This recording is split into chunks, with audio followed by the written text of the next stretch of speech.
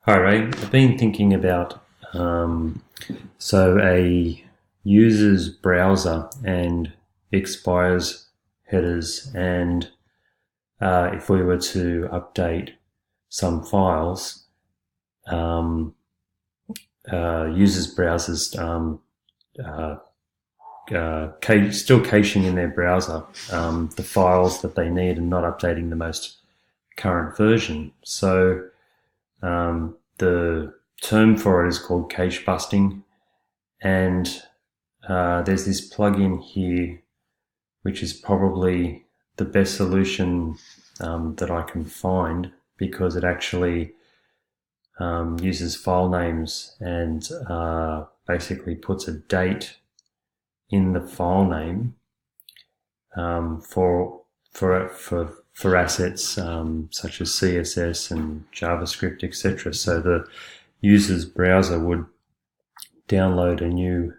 version because the file name would be different, and it would probably work well.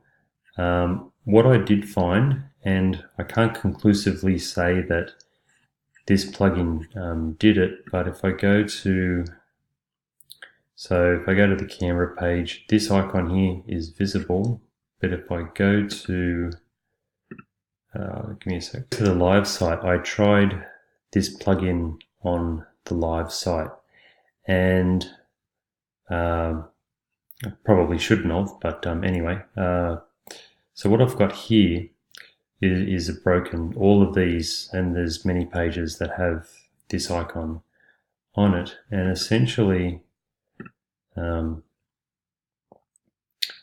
it's got two wwws in it. This may have happened when the SiteGround support hard brought over the database. It might not be this plugin.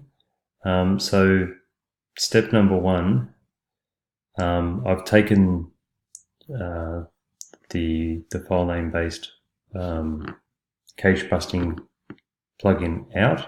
I've turned it off. This problem is still there. So there's many pages.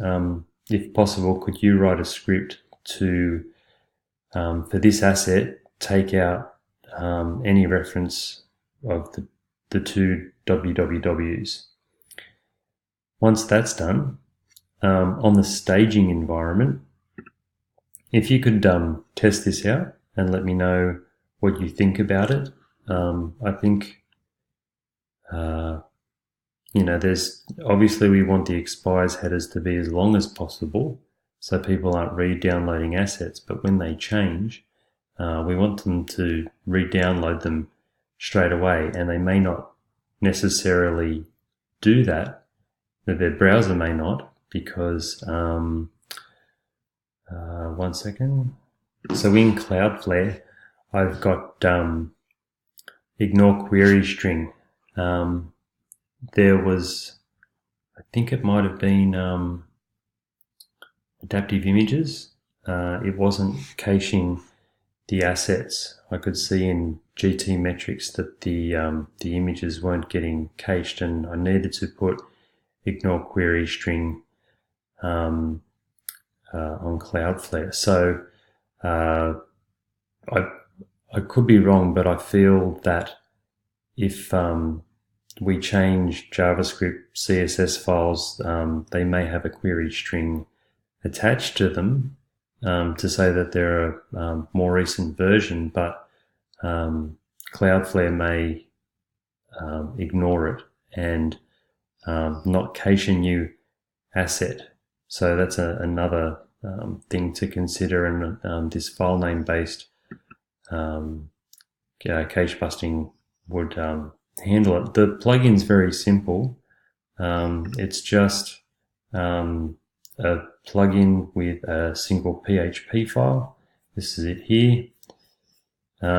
So yeah, if you could have a look at it, that'd be great. Happy for you to try it on the staging environment. maybe we need a new staging environment just for, like testing a new plugin.